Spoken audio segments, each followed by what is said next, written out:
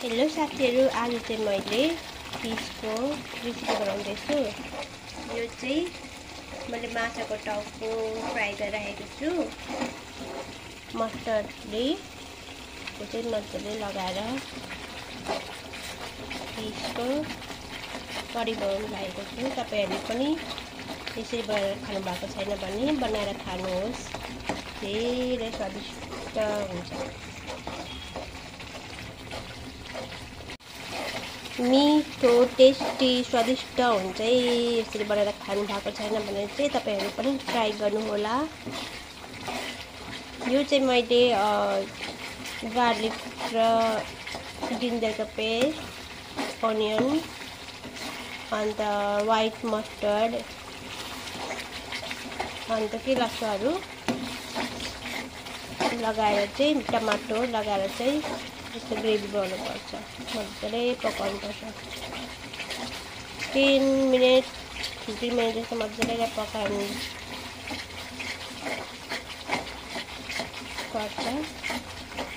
चाहिँ मैले बोइल गरिरहेको पानी हालेको छु।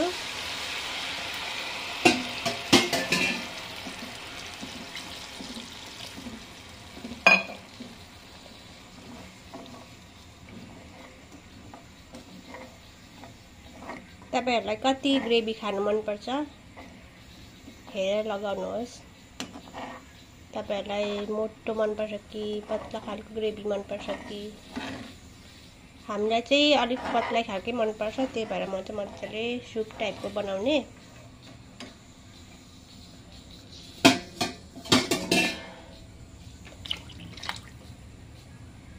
यो ग्रेभी हल्का उम्लिन थालेपछि चाहिँ मैले चाहिँ यो रायोको साग लगाइदिएको छु।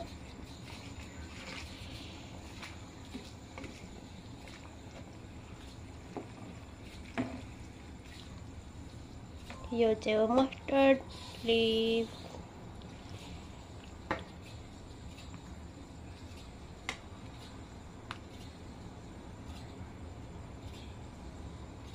यो चाहिँ मैले रायोको साग चाहिँ मैले गमलामा उमारेको हो।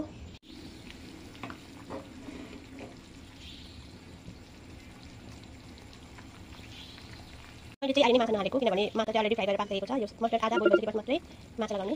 यो माथिबाट चाहिँ मैले माथिबाट फिस लगाइदिसकेको छु।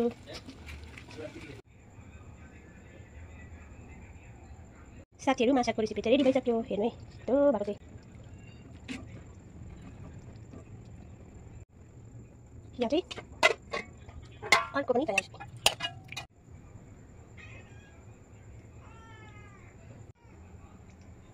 ज्यादा है कम? मकैको भात, मेथी र के को साग हो, अर्को चाहिँ गिन्नारी के भनेको साग।